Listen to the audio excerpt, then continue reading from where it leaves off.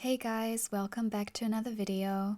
Today I'm going to be responding to a clip from the sex work video by PhilosophyTube that a lot of you guys have said that you want me to respond to. That video itself is almost an hour long, so no way in hell am I going to get through that in one video. Probably take me 10. I'm gonna just respond to excerpts that really stick out for me. It's very heavily one-sided. I think by exploring one central claim in the video, we can give more room to the abolitionist case, which obviously is what my channel is about. So the central claim in that video is that prostitution is not that different from what actors do, especially actors who have to take off their clothes for the job, who are kissing co-stars, who might be shooting sex scenes. And I think that's a very tall tale. Very short-sighted, and I know a lot of women who've lived the sex trade who would be extremely offended by that. Especially women who are themselves artists or who have done acting, stand-up, etc. To compare any of that to the sex trade, but I'll go into the details and try and explain why it's an unfair comparison. That being said, I'm actually going to start the first half of the video and go through what is similar between the sex trade and acting, although I'll always go into the point where they start diverging and the comparison is no longer fair and only works superficially, and also how the similarities they're not so much about the good things about acting, but more about the dark sides of acting that we know are actually plentiful. Let's actually start with some history. Historically, there's a lot of overlap between acting, dancing, staged entertainment, and the sex trade. Many might be familiar with the various patriarchal cultures during various times who treated so-called dancing girls as prostitutes. Women who were paid so poorly for their artisan craft that they also had to resort to prostitution. And despite what some biopics might want to tell you, for most of these young women, and a lot of them girls, this was not a glamorous life. They rarely ended up marrying powerful men. Very few amassed wealth, just the same as it is today. And like I always say, if you look at it through an historical perspective, you cannot forget that there wasn't treatment for most STIs, and also there were no condoms. So it was not uncommon for women to die in like their early 20s from syphilis, or in childbirth, of course, lots of unwanted pregnancies. Historians identify brothels by finding the bones of mostly male infant children near the location. In a number of countries like Japan, there was and is a lot of hypocrisy around the sex trade, meaning that theater companies that were also involved in prostitution actually had female members banned from them. Famously, this was also the case in Shakespearean theater. Women were banned from stage for supposedly promoting prostitution. In practice, those cultures still had prostitution. They just wanted to keep it separate from that kind of entertainment and confined to a red light district. But as we know, there was also a fair bit of prostitution of the young men up on stage. As famously is the history of kabuki theater in Japan. And in some sense, this history continues until today, because as we know, the Porn Valley in California, for example, is very close to Hollywood, and if you don't make it in one world, you can end up in the other, which does not mean they are the same. Okay, so we're first going to talk about what's similar. So to start off, the case is both on stage, be it theater or a film, you're pretending. What actors do in those scenarios is like prostitution because you're pretending to be someone you're not. You're playing a character. You're not expressing how you actually feel. You're expressing how that character feels as the camera demands or the John demands, right? You got a fake name. You might even start sort of identifying with that character to create a better illusion. The best actors, and in many John's eyes, the best prostitutes, are good at creating an illusion, at making someone forget that this is someone pretending and they're genuinely whatever the character is expressing. Now, where does it become different? Well, at the end of the day, the acting that you do on film or TV never involves penetration, never involves direct contact with someone else's genitals. And now you can call me both crude and a prude because people like to call me both at the same time when I point this out, but A penis up your mouth, in your hand, your anus, your vagina is not the same thing as play acting, not even play acting sex. Very essentially in the sex trade, in prostitution, she is acting, but he is not. The way he looks at her, fills her up, and more, none of that is fake. A John is not pretending to be aroused, he is aroused. The exact thing that you would avoid as a professional actor in a sex scene in a movie. He may stick to the things that were agreed upon before, and he may not. So you have one person who is genuinely aroused, who feels genuine desire, and another person who just doesn't. As I always say, if one of your best friends said to you, every time or most of the time when I have sex with my boyfriend, I'm pretending to enjoy it. I do exactly what he wants from me and then I pretend to enjoy it. Maybe I pretend extra hard so that he comes sooner so that I won't get so sore. You'd probably think that an abusive relationship, and you'd be right to do so.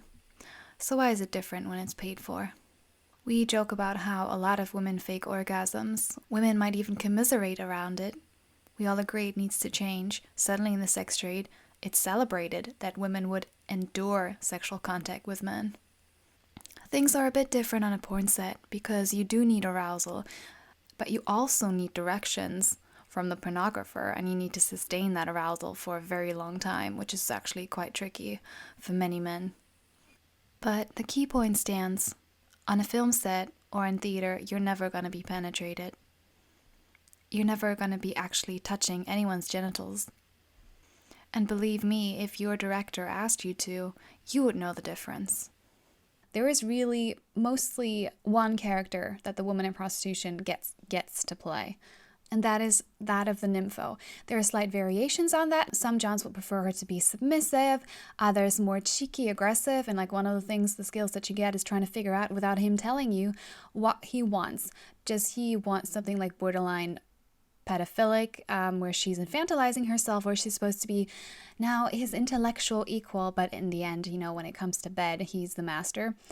Or, of course, there are those men who want to be dominated, right? Who use, BDSM studios and dominatrixes, and they want another fake persona, like a woman who gets off on torturing men, which most women don't, which is why men have to pay for it. Either way, at the end of the day, she always is playing a sexual fantasy, a reductive sexual fantasy. She's not a three-dimensional person, quite unlike what we view as good characters on TV, who are three-dimensional, complex, morally gray, authentic, reflecting something of her own real experience. She's always a male fantasy.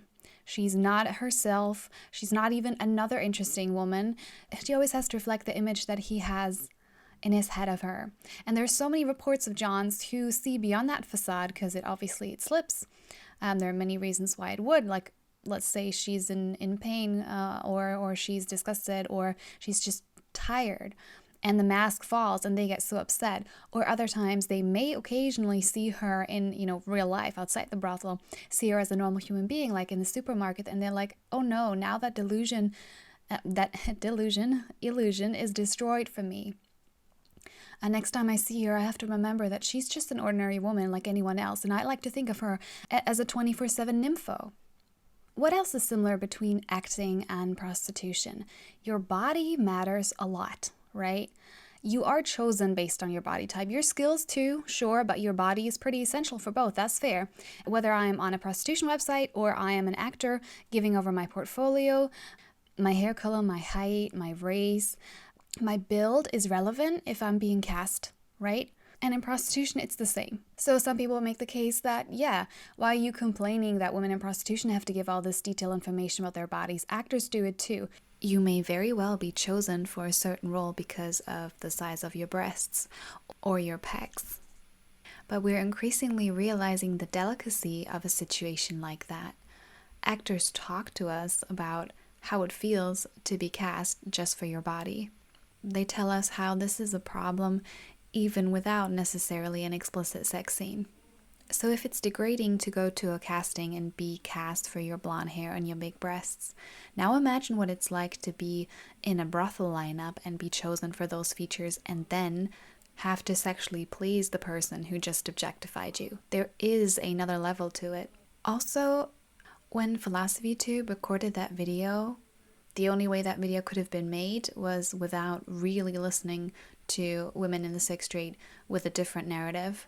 Because when you do that, you learn things like no one's rating the level of tightness of an actress's vagina, or one woman who reported that Johns would call the brothel and ask about the color of her labia. Like, I don't even know what to say about that. I think it speaks for itself.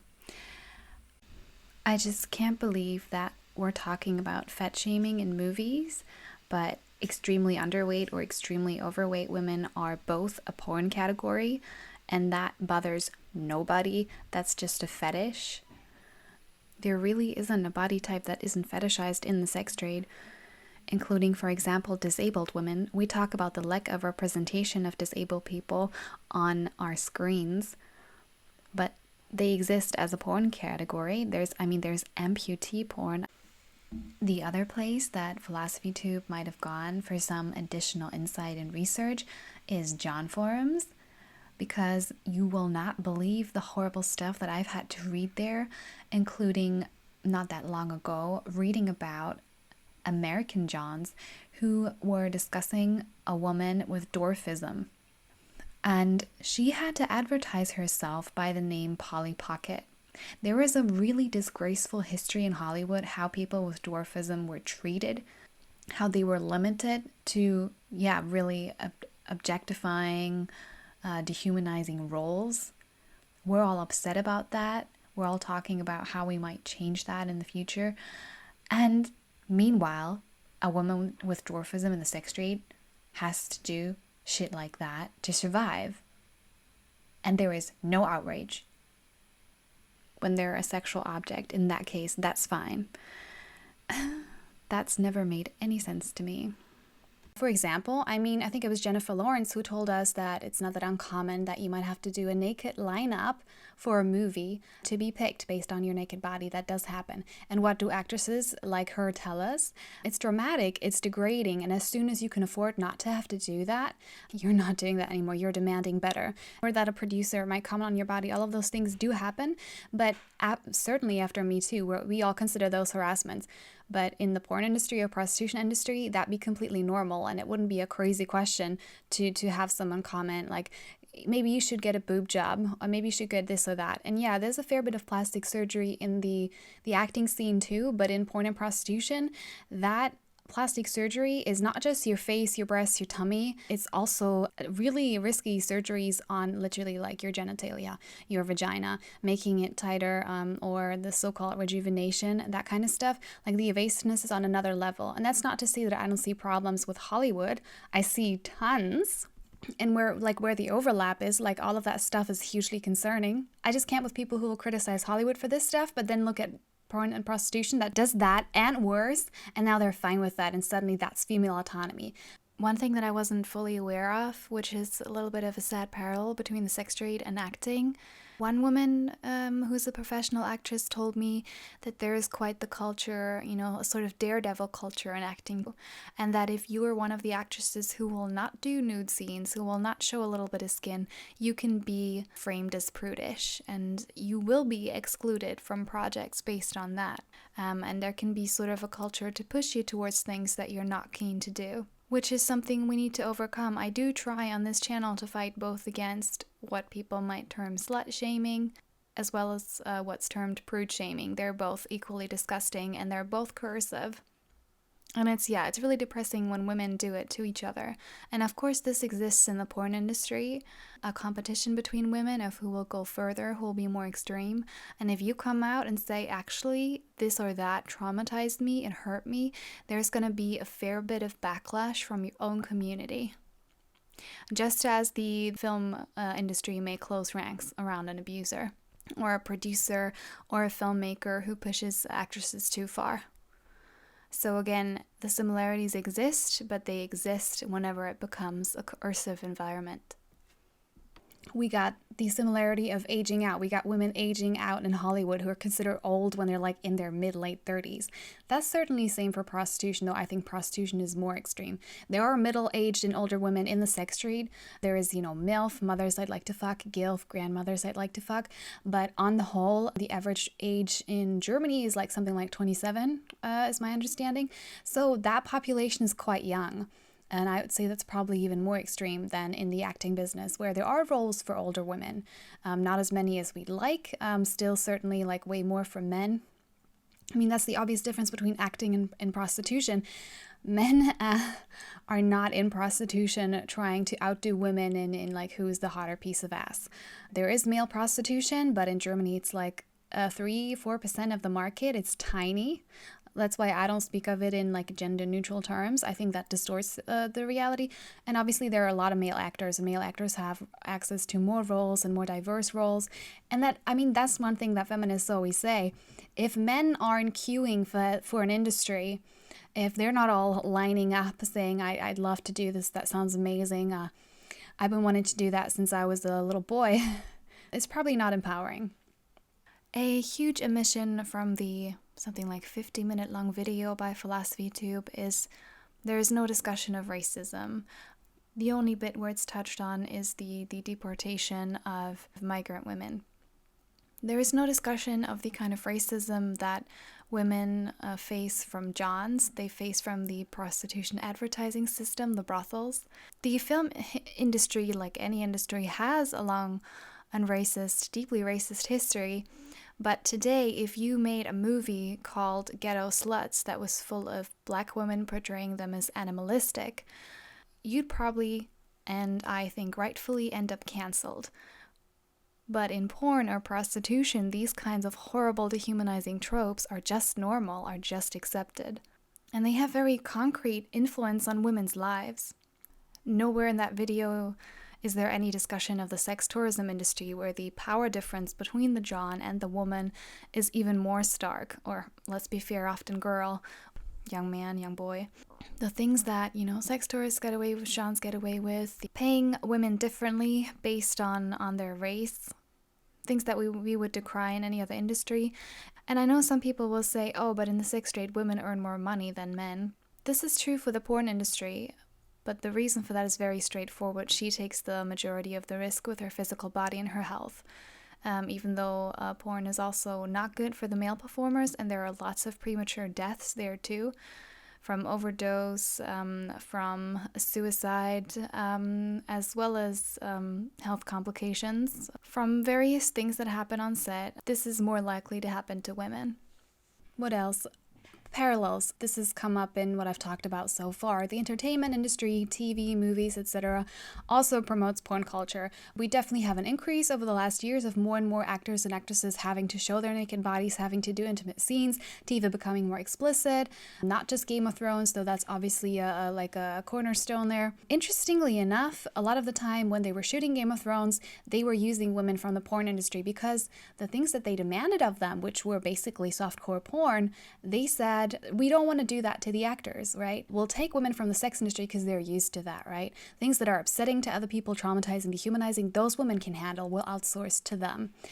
And we have testimonies from all these actresses in Game of Thrones talking about how when they had to do nude scenes, sex scenes, rape scenes, that was really upsetting. And women who said they don't want to do that anymore. Emilia Clarke said that was a horrible thing to go through. And she wasn't being penetrated. I'm always just reminding you, in prostitution and porn, you're being penetrated, okay? It is another level. But even just mimicking sex and being seen as an object, being seen as a rape victim on TV in an explicit scene is upsetting for actors. Sometimes traumatizing, sometimes to the point that when they have the control and the fame that they can choose, they say, no, I don't want to do that. Also, this horrible, a rite of passage for young actresses that if you want to break out of Disney or something, then you better show some boobs, show some ass, show something. That's a problem. We talk about that as a problem. But barely 18-year-olds in brothels and porn, that's fine. That's autonomy. And if you want to talk about things that we can do, I totally happily sign off on reducing the number of sex scenes in modern movies. Or if they are required because they can absolutely be part of vital storytelling, then they should be more considerate towards the actors, be less explicit, be careful with nudity, and just not be so incredibly porny. They don't have to look this way. I've seen plenty of films where sex is done in a different way. It's not quite common for Netflix shows. I was thinking, for example, of Dear White People, where they just suddenly cut into a super explicit sex scene that looks real, even if you don't actually see genitalia. And there are these super young actors who are not like famous yet, who might have taken that role on because it's their breakthrough. And I'm like, I can't watch that because I'm not sure everyone's comfortable. I'm not comfortable. I feel like a voyeur. I feel like I could be watching porn. What does it do to both the people performing, even though there's no actual penetration, and to the people watching when it so closely resembles just regular porn? So we're already seeing a lot of similarities, but it's the bad things of the entertainment industry that you also find in prostitution, and then prostitution goes and takes them to an extreme. The next thing that is similar between these two is that unfortunately both industries are a dead end for most people. That'll be even more strongly for prostitution than acting, because acting, you can put it on your resume, right? Brothel, prostitution, porn, not really, if you want to exit the sex industry. A total dead end for most people. Most people never make it big. We love to talk about stars, but most people are going to be nobodies. They're going to be having to take shitty, low-quality roles, possibly some level of exploitation, yes, for acting too, like asking young and experienced actresses to show their naked bodies. That goes for both, but in the sex trade, again, that goes together with sexual trauma as part of the job. Next thing, I mentioned this, it came up in the body image stuff. We got a harsh public who's always reviewing and rating and giving feedback in the digital age, right? How many celebrities have left social media because it's unbearable? That certainly can happen. You can be a top-notch actress. I'm thinking Jennifer Lawrence, who got flagged for like wearing that dress or something. Like a total non-event can turn into a shitstorm. That could be really damaging to your mental health. In the sex trade, you can go online and find comments about yourself in like super intimate situations about your naked body, your sexual performance, etc., rated by strangers, degraded by strangers, people saying they're masturbating to you. They said that, when probably before even when young actresses like Emma Watson turn 18. But yeah, in prostitution and obviously porn, that what is sexual harassment to other people is the job. That is the job. It's not a sideshow, it is the job. Which just reminded me of the kind of things that I know porn stars have gotten canceled for. And I was thinking of August Ames, whose real name is Mercedes Grabowski, who was majorly bullied for refusing to do scenes with male porn performers who had appeared in gay porn because she was concerned that condom use is less common in that part of the porn industry, and therefore she'd be more at risk of an STI. And 2 days later, she committed suicide. I looked up the case again, and the real reason many alleged that she killed herself was because she was in a brutal scene just a few days before with a porn performer who was known for being so-called domineering, and he brutally strangled her and suffocated her during the scene, and that this actually broke her psychologically at the age of just 23. It was a professional legal porn shoot, after which everyone does a little video talking about how they enjoyed it, they were treated well, and they consented. It's amazing how everyone's like, porn is an art, and porn is acting, and porn isn't real, but you think those consent videos are real? And if you needed any more proof that they're not, or that you at least can't rely on them, then it's the suicide of Mercedes. And think about it, if you are an actor or an actress, there might be a scene where you get strangled, and there are actually actors and actresses who've talked about how just shooting that, even though it's fake and it's pretense, it's intense, it can actually be hard on you psychologically. But in the porn industry, you are actually, for real, being choked. I could end the video right here. These comparisons are absolutely ludicrous. I don't know why, but it just gets to me, like, Mercedes was only 23 when she died, and I'm gonna turn 26 this year, and just having people who are younger than you die is just hard. You got these pseudo-relationships that people have with actors, which was exemplified in the Johnny Depp case recently. That can be somewhat positive. I think it's sick, but It can be positive for the actor in terms of profit, that people think they know you because they've seen you on screen. That happens to porn actresses too, happens to women in prostitution. There are these men who kid themselves that they fall in love. The German Johns call it a fool in love, because they know it's bullshit. They know it's not real. They tell each other, never fall in love with a hooker, right? Because she's just pretending. She doesn't actually like you.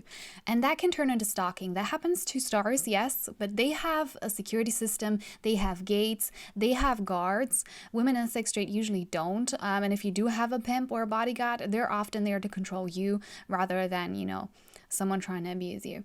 So that's a similarity, but again, that's a horrible similarity.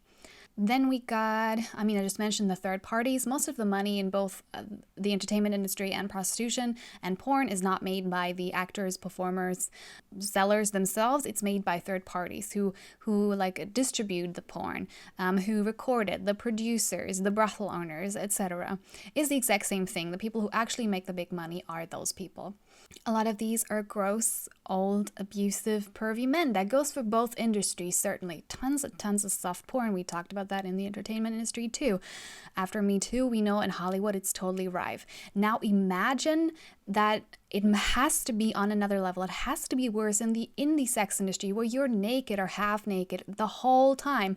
You are seen as a nympho, you are seen as available, you are seen as an object, not just sometimes, not just sadly too often, but all the time.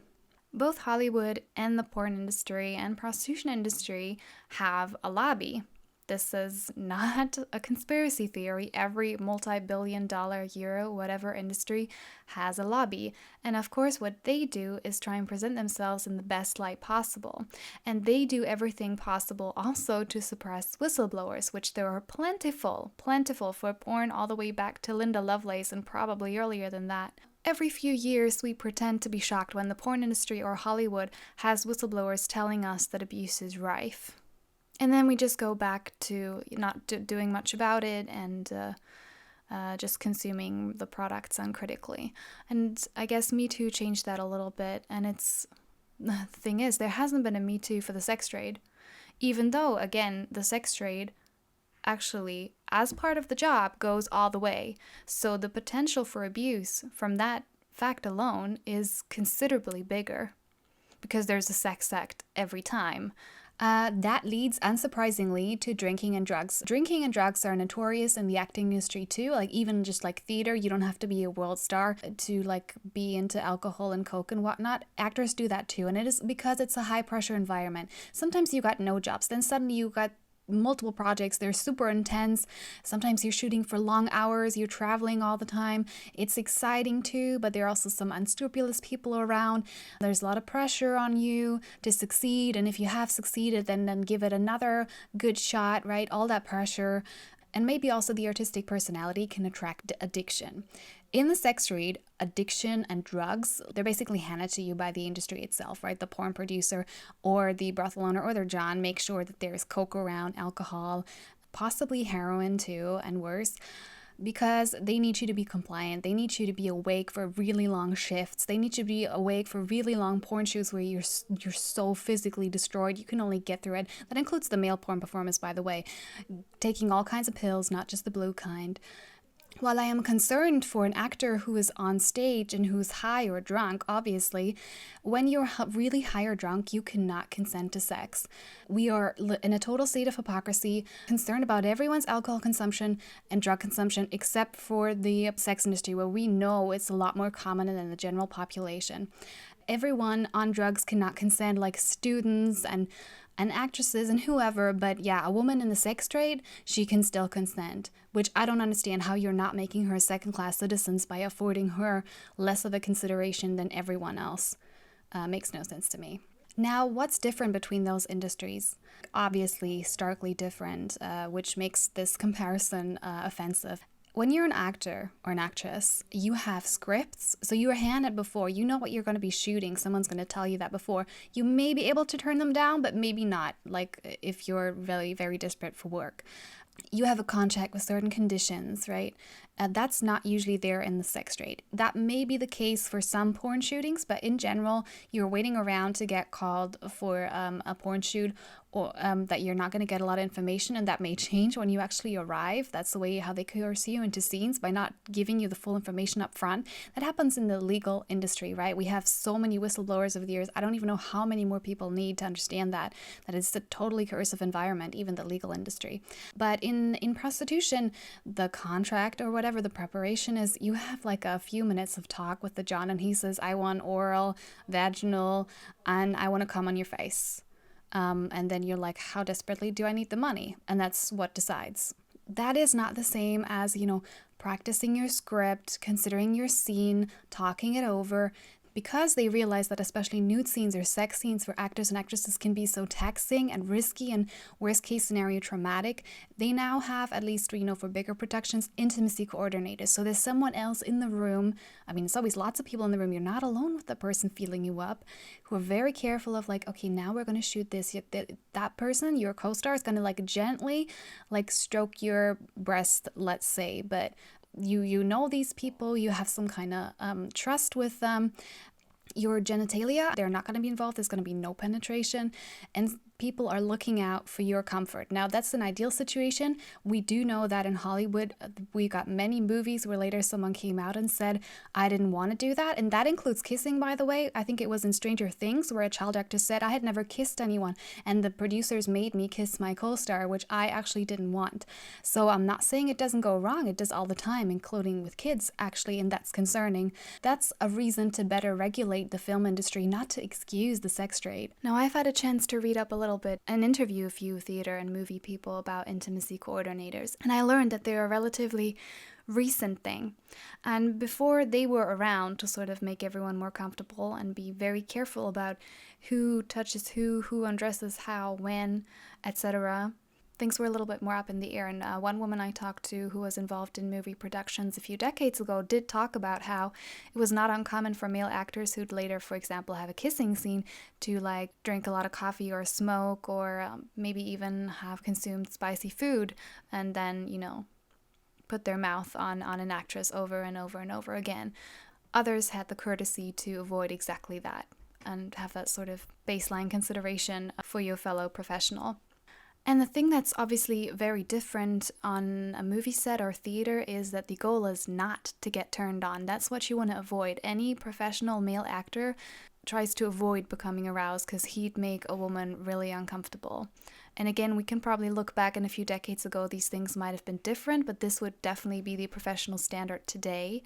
Often the men too are uncomfortable, I'm nervous. There's 10 people standing around you. Do you really want to get an erection in front of 10 people? No.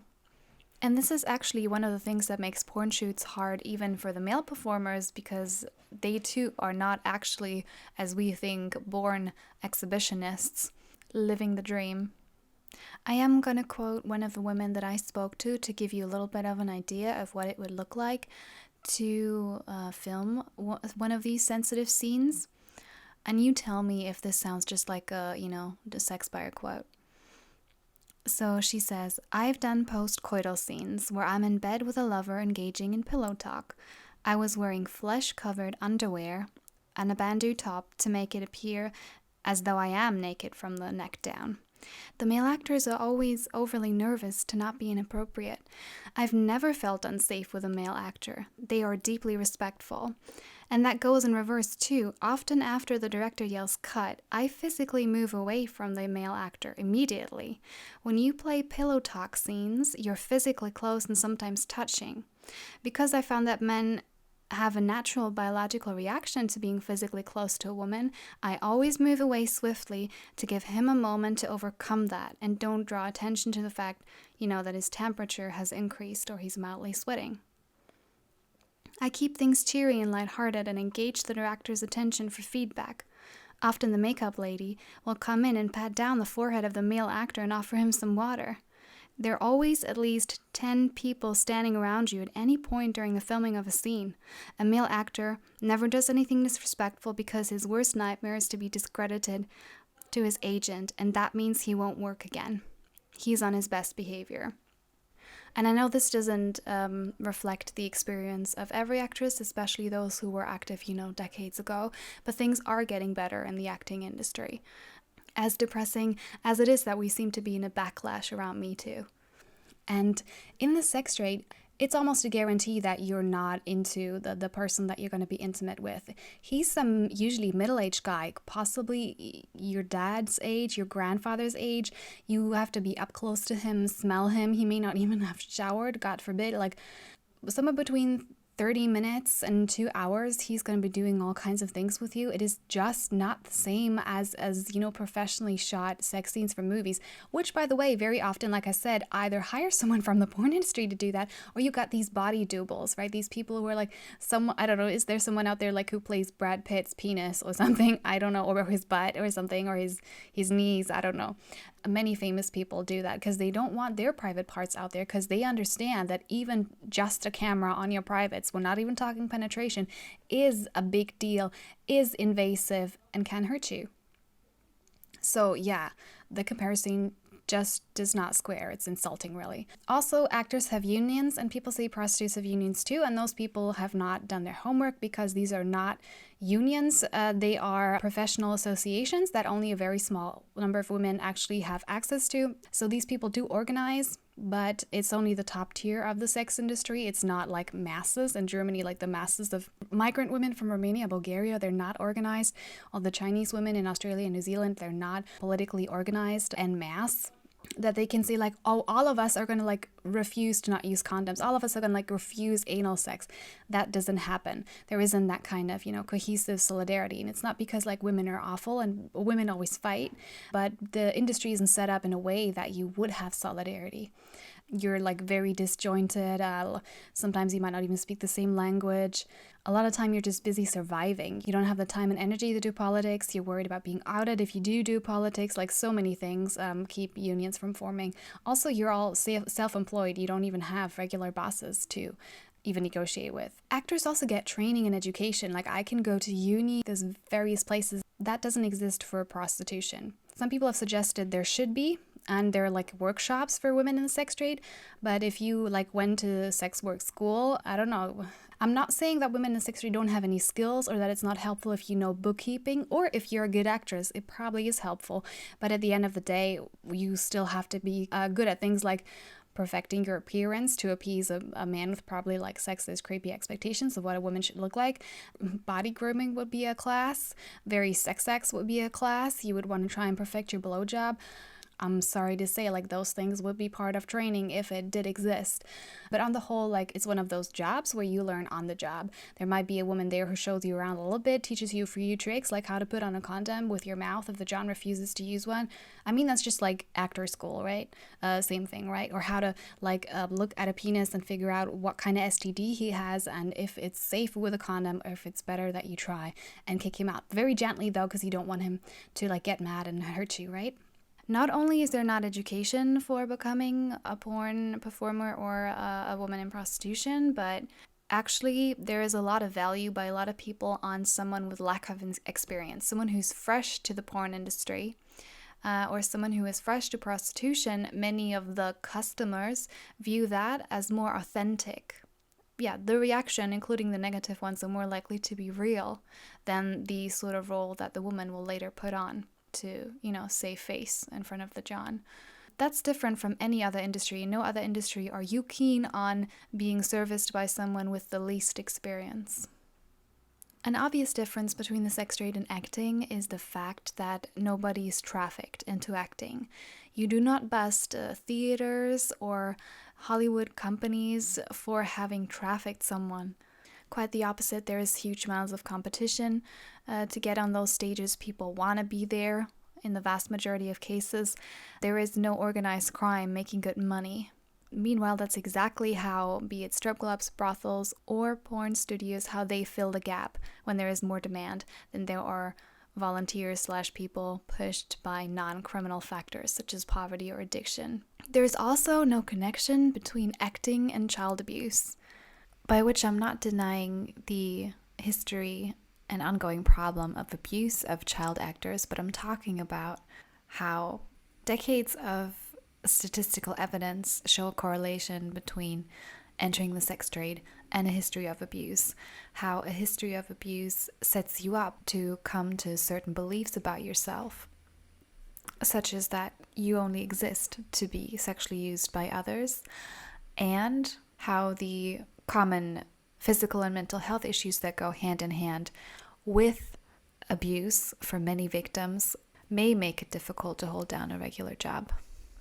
I think it's amazing that you can talk for almost an hour about prostitution and not mention these statistics from various countries that tell us that somewhere between a third and half of women enter the sex industry while they're under 18 years old. And many women experience non-commercialized sexual abuse. I always ask people, go and check in your country when the sexual exploitation of teenagers, from the age of consent, whatever that may be in your country, 13, 14, 15, 16, 17, check when the commercial sexual exploitation of teenagers was made illegal, because it's probably going to be way more recent than you think. Acting really only becomes comparable to prostitution wherever the consent involved is shaky, is fragile, enters a gray area, or where we know outright this is harassment or this is rape, right? Because you're absolutely delusional if you think the average John wants to be stroked and kissed. That's one of the claims made in the video, that a lot of guys just want to talk. And I've spoken to so many survivors at this point who say that that is just such a big fat lie. And again, people don't want to hear this, but it's not like one guy a week. It can be multiple dozen per week. Sometimes, in extreme cases, half a dozen up to a dozen men per day. Prostitution, in that sense, it's not creative. I mean, no child dreams of being a prostitute and thinks, oh, I'd love to decorate my own brothel and I'd love to just come up with these sexual fantasies for Johns. That's my dream. Not like people think about writing plays, directing their own movies, having their breakthrough, character on TV or whatever. You don't wait for your dream, John, right? Pretty Woman is not real. You don't build a future in the sex trade. You age out, and if you're lucky, you got some money saved, but most women won't. And obviously, you're not revered in society, not even a little. Even a lot of people who say sex work is work still think you're nothing more than a nympho. Maybe you're even kind of lazy, because what are you doing? You're just lying on your back. Prostitution isn't backbreaking and hard and dangerous and often traumatizing, possibly lethal. I've yet to hear someone who died from acting, and I'm not talking about people, who did drugs or whatever, just the job itself. But women have died from injuries, including just from the sex. They've died from STIs. They've died from violent Johns and pimps, and yes, cops too.